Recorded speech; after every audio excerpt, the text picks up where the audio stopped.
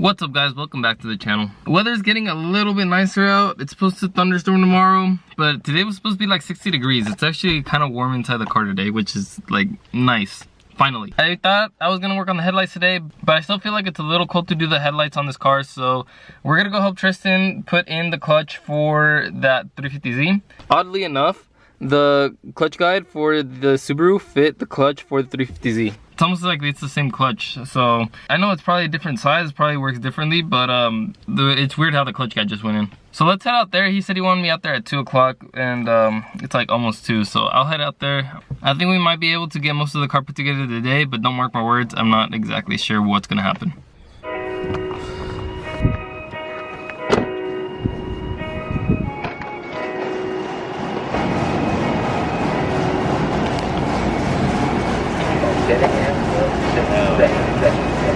I can't believe how perfect it fit. Dude, that's crazy. And I was looking it up and they make like 30 different types of these. So for the fact that it fit from your WRX over to this is like perfect. The one thing that I do think we're gonna have an issue is the inputs. Yeah. Yeah. Because I was looking at that. I think that's 11/16. Is it bigger or smaller? I'm wondering. Yeah, this is smaller. So we need a bigger one? Yeah, so what I was saying yesterday is that we can wrap that tip with tape or something. Or grab like towels and wrap it around and then just kind of try to hold it together. So then when it sits inside, it has some hold. Yeah, it's supposed to fit in there and tightly yeah. And I could feel it's loose. So we kind of got down to work and didn't pick up the camera much, but this is as far as we got. Yeah, basically the whole car is almost back together. The motor mounts were really hard. We had to really struggle with those. We took off that one completely, and then we had to tear off the whole AC compressor to get the motor mount back on.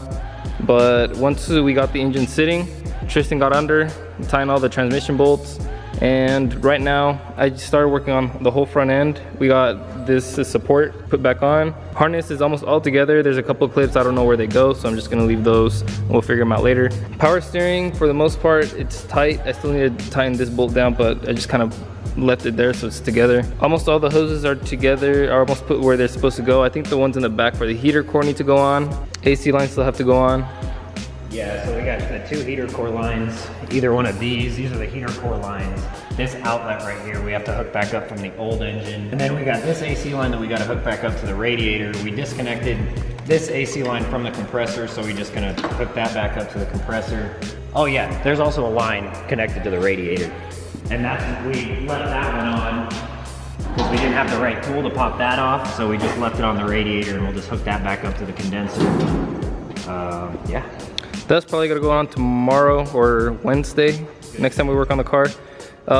We have to switch out the power steering pump because apparently the new engine had a weird power steering pump setup, so we swapped that out as well. Other than that, I mean, everything just kind of went on. Nothing's over there anymore. Yeah, from here forward really is just connecting everything. I don't think we have to throw anything else on to the engine, the actual engine. I think it has everything. We just have to connect everything. You know, hook the headlights back up, radiator, fans, air filter. It's crazy how quick it goes once it's on, huh? Honestly, the 2 days, I mean, pulling it and then putting it back on, I mean, we took a day and a half of that to actually pull it, swap it, drop it back in, and fight with it to line it back up. So, I mean, no, it went really smooth, to be honest. A couple issues here and there, but I think I'd do it again, honestly. It wasn't that bad. It's definitely been a lot harder than what I expected. I did not expect the V6 to be this hard to pull, but I guess, yeah, if we have to do it again, I think we have a good idea on how to do it now.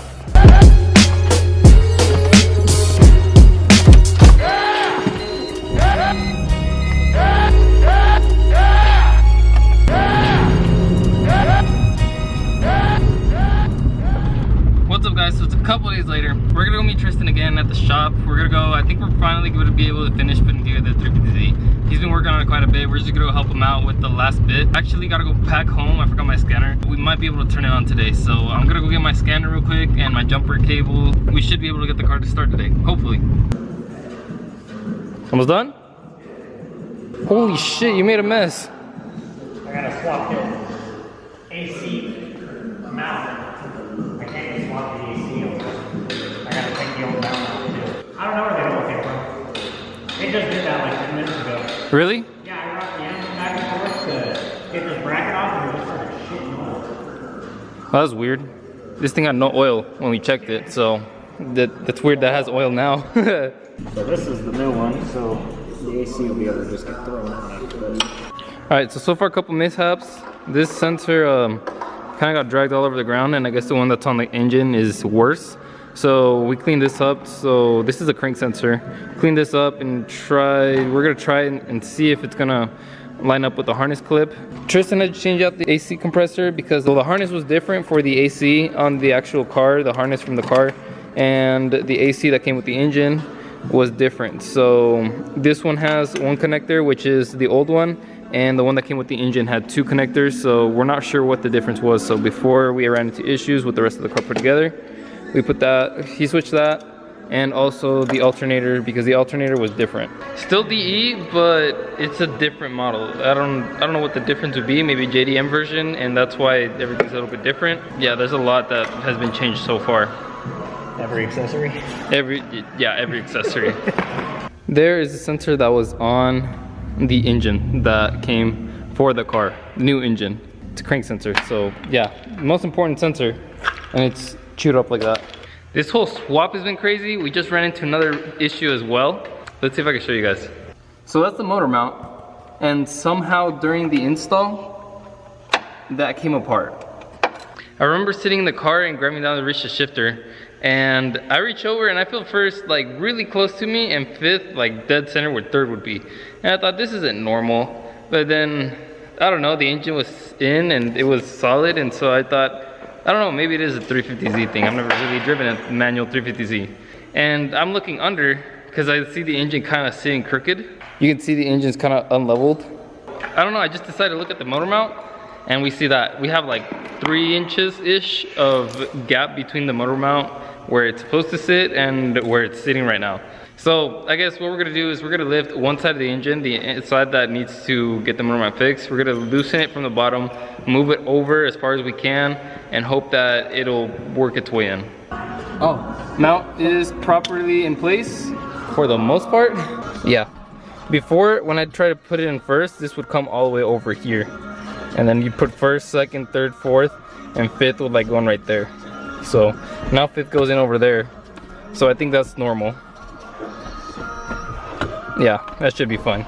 At this point, I don't know what I hate more, the Subaru or messing with 350Zs. But we think we got most of it on. No cooling yet. We're just going to see what it sounds like on, and maybe if we have a vacuum leak or if the bottom end is any good. We'll find out with the first start. I think we're right about ready to give it that first crank. Ready to rip? Yeah, I'm ready. You ready? I'm ready. Prime it so I can see if it's leaking, if it'll leak. All right, let's see if it starts.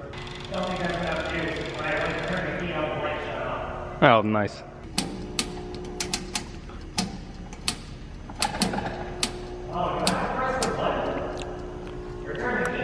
Try the button.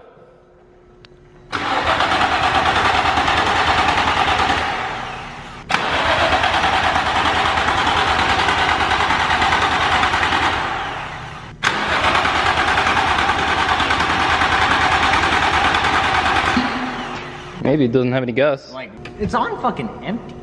Like, his fuel light's on, the gauge is literally touching E. We could very well be out of fucking gas. Yeah, dude, that's empty. There's nothing in there. There's fucking no fuel. I was gonna unplug the fuel line and see if it leaked at all. I'll let you do the honors. You'll spray that on the intake. Yep. I'm still worried about the clutch and why it's pressed. Because it's the slave cylinders has air.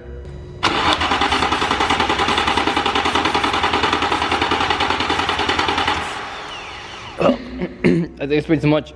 So we had 2 codes, an intake air temperature sensor and a fuel level sensor. So we just cleared the codes. Try to start it again and see if it does anything. Oh, wait a minute. Does it have a MAF? You can check, but I don't think so. Yeah. Oh, does it? Wow, I'm a dumbass. All right. Sensor down there is connected. Okay. Try it again.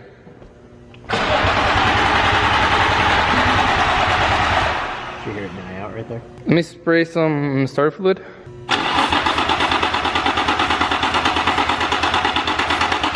See what codes are on. Damn, 137,000 miles and he blew the engine? Intake air, that's a 10 pending. So yeah, just fuel. So we need gas. Probably. Fuck, dude. You motherfucking retarded ass goddamn kid. Yep, that's all we got. Fuel level, sensor circuit high. We literally have no fuel in the fuel system, so that might be a relay, that might be the pump, that might be that we're completely out of fuel, like we checked the gauge. So in conclusion, we think it's completely out of fuel. We aren't getting any misfire codes, we aren't getting any no spark codes. It's all fuel, it's a fuel code, and we really don't have any fuel in the fuel lines at all. So we're gonna guess it's just low on fuel. That's what we're gonna go home tonight as, so we don't stress about it. We're gonna just think he's out of fuel and think we did everything right. Yeah. All in all, I think everything is on there correctly. There's only one way everything goes on. We found a connection for every plug, and the harness is thrown on well. I don't think there is anything that we could have done wrong here. If it doesn't start, it's either gonna be something, yeah, something that's not letting the engine spark, or it's not getting the right air, or it's not getting fuel. The engine sounds good. Cranking, the engine sounds good. Like, it sounds smooth. It sounds like it's gonna run smooth. We're gonna call it a day. I think we're gonna end the video here. Tristan's gonna come in tomorrow. They're gonna bring him fuel. So he's gonna put fuel in the car tomorrow, and he'll give us an update if it starts or if it doesn't. And I'll let you guys know in probably the next video, or if I decide to edit this tomorrow morning, then I'll let you guys know in the morning. But if I don't, if you guys like the video, go down, hit that like button for me. Go down and comment below. Always active in the comment section. Hit that subscribe button. Oh. Hit that subscribe button. I'll see you guys in the next one.